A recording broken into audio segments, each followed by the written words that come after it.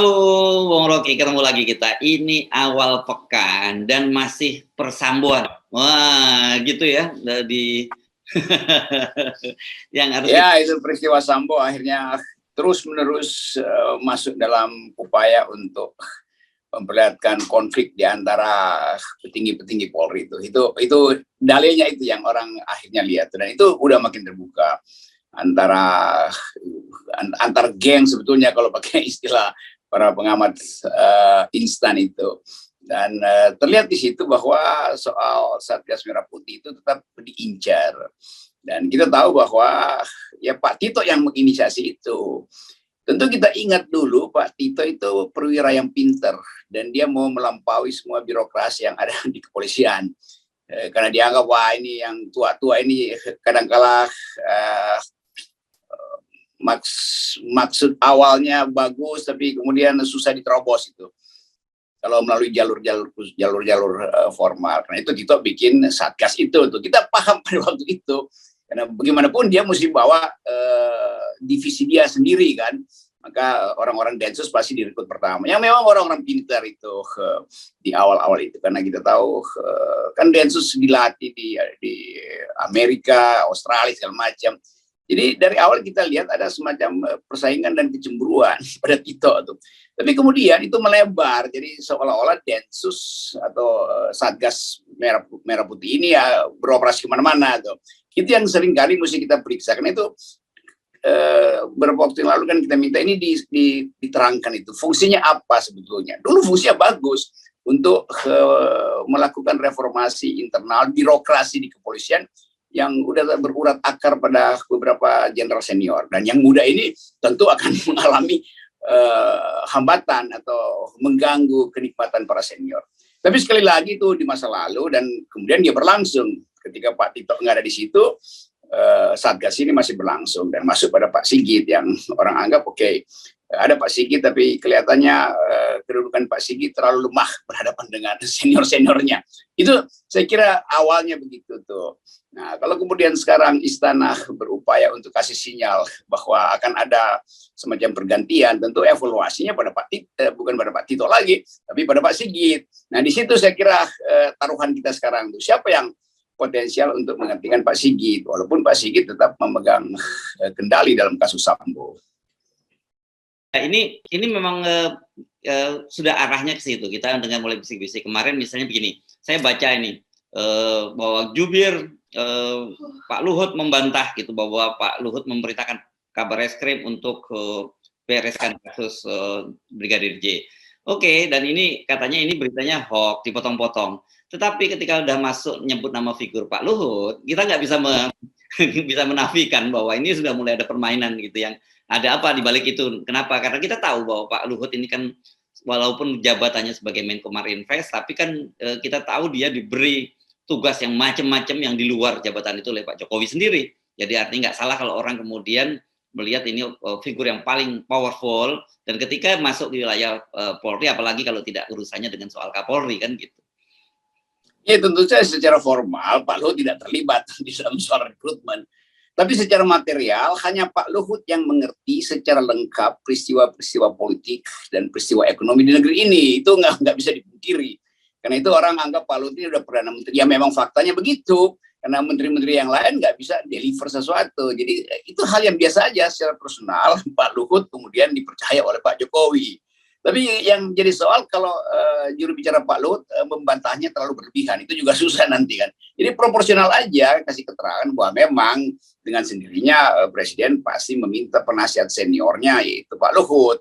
Kan itu fakta materialnya begitu, dan itu melampaui jalur birokrasi. Itu biasa kan. Kan Presiden berhak untuk tahu keadaan, nggak harus lewat sidang kabinet, ya orang yang dia paling dekat aja kan. Dan Pak Luhut adalah orang yang setiap hari pasti punya courtesy call dengan Presiden. Jadi itu standar. Orang berpikir ya ini pasti Pak Luhut lagi yang diturunkan. Ya udah, ya mau diapain lagi kan? Karena itu memang faktanya tuh. Jadi sekali lagi dilepas dari semua kasak-kusuk ini, kita tetap ingin melihat satu reformasi di dalam kepolisian yang basisnya adalah profesionalitas. Itu aja intinya tuh. Supaya partai-partai politik juga dapat sinyal bahwa nggak usah lagi ngacok-ngacok ke kepolisian. Biarkan kepolisian itu tumbuh sendiri dengan seluruh slogan Pak Sigit dengan presisi, Pak Tito dulu dengan percepatan reformasi internal, karena itu dibuat satgas khusus semacam ini itu.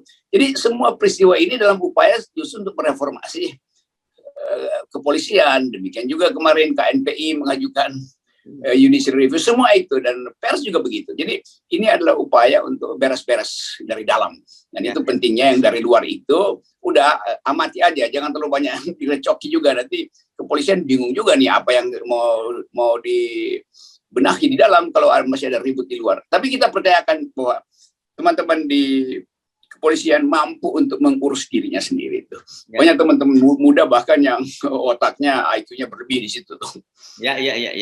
Oke, dan kita tahu lah gitu, biasa dalam situasi yang pekeruh gini, orang yang disebut sebagai memancing di air keruh, atau kalau tidak memancing air keruh, memancing di air bening pun juga gitu biasa, karena persoalan bagaimanapun dengan posisi Pak Listio Sigit yang angkatan muda ya, 91 gitu, sementara di atasnya itu masih ada 89, 90, yang juga kalau Pak Listio Sigit masih pensiunnya lama banget nih, kan kalau dihitung-hitung kalau nggak salah tahun 2006 atau 2026 atau 2027.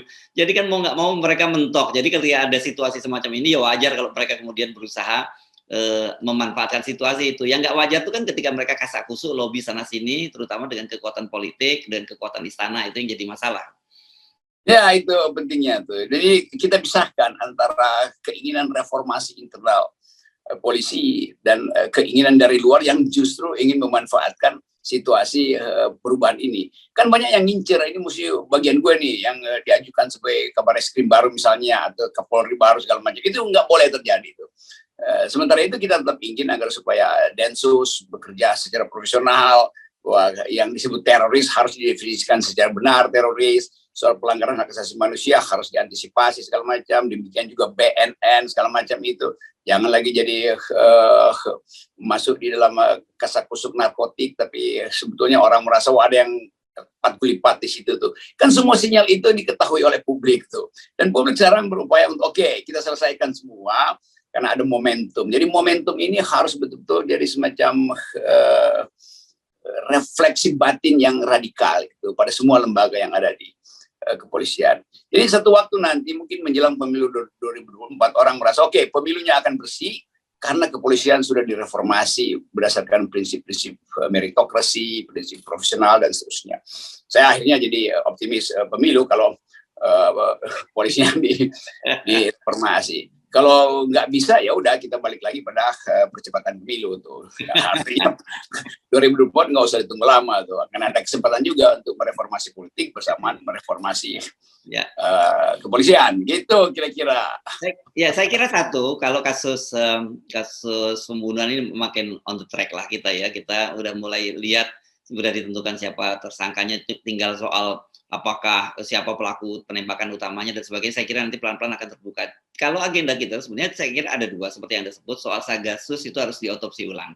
Karena kita lihat ini orang kemudian mengkait-kaitkan dengan dana-dana non budgeter yang digunakan oleh lembaga ini. Ada disebut soal perjudian, soal narkoba dan sebagainya. Bahkan kemudian kita jadi aneh loh, kenapa tiba-tiba begitu habis Ferdy Sambo ditetapkan jadi tersangka kok di beberapa Polda dilakukan penggerbekan judi online, kan gitu. Apakah ada kaitannya dengan soal ini? Itu satu. Yang kedua, saya kira yang fokus yang justru strategis tadi itu reformasi dari institusi Polri ini. Saya kira dua agenda itu sekarang yang jauh lebih serius ketimbang persoalan pembunuhan, karena pembunuhannya sudah ada yang nangani lah, tim khusus yang nangani soal itu. Ya, itu yang harus kita pisahkan sekarang, bahwa peristiwa Pak Sambo itu udah lengkap, kira-kira berkasnya udah lengkap, kira-kira begitu, apa namanya, SP21 apa. Jadi itu udah selesai. Tetapi soal organisasi kepolisian ini masih ditunggu keterangan yang lebih resmi, bahwa ada timeline, ada agenda, ada proposal baru dari kepolisian tuh. Dan proposal itu tentu publik menginginkan ada, tadi istilahnya bagus, itu ada autopsi terhadap yang lama dulu gitu. Dan nggak usah khawatir sebetulnya, karena ini betul-betul menginginkan perubahan dahsyat dalam kepolisian tuh. Bagian-bagian yang buruk dihilangkan, bagian yang baik diperkuat tuh. Kan nggak semua kerjaan Satgas Merah Putih itu buruk kan, justru banyak yang bagus sebetulnya. Tapi kemudian ada hal-hal yang bikin orang curiga justru kan. Jadi demikian juga BNN tuh, oknum pasti ada yang bermain di situ tuh. Dan dulu banyak pengakuan dari tersangka narkoba yang merasa udah nyetor kok masih dibui gitu. Ya, itu Haris Azhar yang bongkar ya. Ya Haris Azhar kan keluar gitu. Ya dulu Haris Azhar buka semua itu habis-habisan dan data semacam ini kan di LSM banyak tuh kan LSM juga punya kemampuan investigasi yang bahkan melampaui kepolisian karena ada apa namanya tuh raport lama antara LSM dengan pejabat-pejabat tertentu tuh. Jadi ini satu paket yang betul-betul lengkap itu reformasi di dalam kepolisian memungkinkan kita membayangkan satu sistem politik yang bersih bahkan pemilu yang adil nanti itu. Nah itu intinya dia beri kesempatan pada perwira-perwira yang sedang menanjak bintangnya untuk mengajukan naskah akademis kira-kira reformasi itu dan pengetahuan semacam itu datang dari mereka yang dia mengerti politik tapi nggak mau terlibat dalam politik, mengambil jarak dari partai-partai politik. Itu bagusnya beberapa perwira yang ada di situ tuh. Saya mengucapkan ini karena saya pernah mengajar di Sespimti Polri, saya pernah mengajar di PT IKA, saya pernah memberi session di Direktorat Intel Mabes Polri. Jadi saya cukup tahu keadaan di situ tuh. Tentu nggak sedetil yang diketahui oleh mereka yang jadi staf khusus. Ya, dan Anda nggak bantu buat skenario kan? Karena saya ilmu pengetahuan. Ya oke. Jadi saya kira publik ini mesti mulai bisa memilah-milah ya mana yang sekarang menjadi urgensi, mana yang bunga-bunganya gitu ya. Bunga-bunganya kemarin kita diskusikan, kita gembira ya bahwa peristiwa terbunuhnya Brigadir Yosua ini, tewasnya Brigadir Yosua ini ternyata kemudian memunculkan satu harapan baru, terutama bagi publik ketika civil society menyatu gitu ya, memberikan tekanan yang sama kepada lembaga kepolisian dan pemerintahan untuk membuka dirinya, dan kemudian ternyata sambutannya juga positif gitu dari internal kepolisian juga yang dilakukan oleh Pak Listio Sigit itu terbuka menyambut juga, kemudian juga Pak Jokowi juga memberikan dorongan juga. Aneh nggak sih kalau saya ngomong begini ini nanti dianggap mulai tapi ya Pak Jokowi memberikan setidaknya 4 kali mendorong itu supaya terbuka gitu ya. Jadi sebenarnya ketika ini kan kita lihat itu resultante aja ya apa yang dilakukan oleh internal polisian, oleh Pak Kapolri, Pak Jokowi itu kan bagian dari proses ketika civil society kompak dalam melihat persoalan gitu. Ya itu akhirnya semua hal harus diasuh kembali oleh masyarakat sipil tuh. Ya. Karena kita memulai reformasi dengan alasan bahwa demokrasi bisa diasuh oleh masyarakat sipil. Partai politik pada waktu itu kita dorong untuk lakukan demokratisasi tapi nggak berhasil sepenuhnya, memburuk tuh. Tapi masyarakat sipil tidak pernah berhenti dengan ide demokrasi itu. Jadi bagusnya kita ada semacam kesempatan untuk regain our democracy melalui aktivitas masyarakat sipil yang kemarin terbelah ke Kadun dan cebong. Tapi dalam isu semacam ini kita harus kasih visi yang lebih ke depan. Itu intinya itu. Kalau kita mau bicara bijak sebagai bangsa itu, kan tetap juga sekaligus orang masih ingat ada semacam persaingan tanda petik antara perwira-perwira atau ya sebetulnya antara kepolisian dan militer dengan TNI yang seolah-olah ya kok ada kesejahteraan yang berbeda gitu kan. Tapi ini semua akhirnya mesti kita kembalikan pada semangat utama kita untuk menghasilkan bangsa yang bermutu. Bangsa yang bermutu hanya bisa ditumbuhkan dengan pengertian. Jadi harus mengerti bahwa profesi itu betul-betul dilindungi oleh etika profesi itu. Militer ada etika profesinya. Kalau militer nggak boleh ada diskusi itu. Kalau diskusi kelamaan, lama-lama musuh dan nembak duluan. Polisi tetap ada diskusi karena dia ada bagian dari peralatan sipil yang membiasakan diri untuk saling berbeda pandangan tuh. Masyarakat sipil paham bahwa demokrasi kita ada problem. Mungkin kelemahan partai politik yang juga banyak bermain dengan kedudukan strategis di kepolisian dan kemiliteran, kejaksaan, KPK itu mengganggu proses demokratisasi kita. Jadi mata publik sekarang diandalkan pada cara berpikir masyarakat sipil dan itu yang terbaca oleh pers internasional, sehingga dunia internasional kemudian sedikit memberi komentar wah itu ada bahaya sebetulnya kalau kepolisian Republik Indonesia itu kocar-kacir. Kan kita baca pers dunia menganggap wah ada bahaya tuh terhadap demokrasi karena kepolisian masuk di dalam wilayah yang berantakan. Itu cara pandang internasional. Dan itu juga bisa mempengaruhi opini internasional menghadapi Indonesia yang bakal ada pemilu 2024, menghadapi kemungkinan perang di Indo-Pasifik, macam-macam itu. Jadi ini betul-betul kesempatan terbuka banyak, terbuka luas untuk kita lakukan reformasi. Dan saya kira kalau ini kompak lagi masyarakat sipil, ini mengawal ini proses reformasi ini, saya kira juga itu akan terwujud. Kenapa? Karena kalau tidak dilakukan reformasi dengan fenomena Sambo ini kan kita mengkhawatirkan itu buruk buat institusi Polri sendiri dan jauh lebih besar lagi buruk buat demokrasi kita. Ya Pak Jokowi saya kira juga tahu itu dan mulai berpikir ulang bahwa sebetulnya beliau juga harus bertanggung jawab terhadap keresahan ini nih. Karena tetap orang anggap bahwa favoritisme ada pada Presiden Jokowi itu. Harusnya Presiden Jokowi katakan memang ada favoritisme, basisnya adalah profesional. Tetapi orang anggap bahwa enggak, Pak Jokowi juga nuansa politik dalam pengangkatan itu sangat kental tuh. Itu masalahnya tuh. Dan itu juga terjadi karena Presiden Jokowi memang tidak kuat sebagai presiden. Dia hanya memenangkan 55% dan datang dari proses yang orang duga itu titipan oligarki. Jadi masuk semua variabel itu. Nah, bagi FNN kita hanya mau mendudukkan masalahnya tuh supaya terlihat lengkap variabel-variabel politik, variabel kriminalnya di mana, variabel masa depan ada di mana tuh. Itu pentingnya FNN selalu hanya mau berpikir visioner gitu. Kalau soal-soal lainnya itu bisa kita lakukan secara sinis atau saya sering kasih satire tuh. Tapi dalam soal ini kita serius karena ini tidak menyangkut satu pihak, ini menyangkut baik kadrun, baik cebong maupun cedrun. Apa itu varian baru itu ya? Varian baru.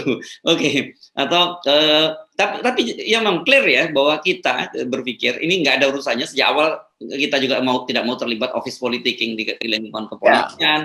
Kita tidak mau ada soal titipan penumpang gelap di situ. Clear bahwa ini kita mengawal bagaimanapun juga lembaga kepolisian adalah salah satu lembaga yang sangat penting, bahkan mungkin terpenting sekarang ini ya, yang harus kita berjaga bersama-sama sehingga dia menjadi salah satu instrumen demokrasi, bukan salah satu instrumen yang merusak demokrasi. Nah itu tadi istilah bagus, elemen lain jangan sampai menumpang di sini. Dari awal saya Hersubeno itu mengasuh isu ini secara hati-hati itu. Dan ingin memisahkan variabel-variabel yang sensasi lah, yang intrik segala macam. Karena kita masih percaya bahwa di dalam polisi sendiri ada kemampuan internal untuk merevisi. Kan tubuh manusia ada imunitas sendiri yang dia bisa produksi. Tubuh manusia bisa produksi energi dari dalam. Demikian juga kepolisian pasti itu. Jadi sekali lagi, manfaatkan suasana ini supaya fokus pada pembenahan institusi itu. Ya variabel lain bisa nantilah. Kalau enggak ini kekacauan politik justru akan dimanfaatkan sebagai kelemahan oleh global player. Jadi intel-intel asing semuanya ngincer Indonesia tuh. Jadi kalau terlihat bahwa masyarakat sipil itu terbelah atau analisisnya berantakan, itu memungkinkan kita direndahkan di dalam politik dunia yang sekarang lagi bergolak. Oke, jadi catatan Anda tadi, Anda ingin pemilu itu terwujud nih kalau polisi betul-betul bisa direformasi gitu ya? Ya boleh saya korting argumen saya kemarin ya, bahwa sebaiknya percepat pemilu karena kacau. Tapi kalau Polri memberi sinyal bahwa ini bagus betul kita akan kawal, oh itu semua orang akan merasa oke, itu akan ada kompetisi bebas ya. Dan memungkinkan Pak Prabowo dan Pak Muhaimin melenggang bagus juga di situ. Demikian juga calon-calon yang lain. Tapi nanti kita kontrol lagi bahwa FNN tetap punya parameter. Pertama, etikabilitas. Kedua, intelektualitas. Baru elektabilitas. Kalau itu nggak berubah. Yes, dan tetap 0%. Nah, 0% juga nggak berubah. Oke. Mantap.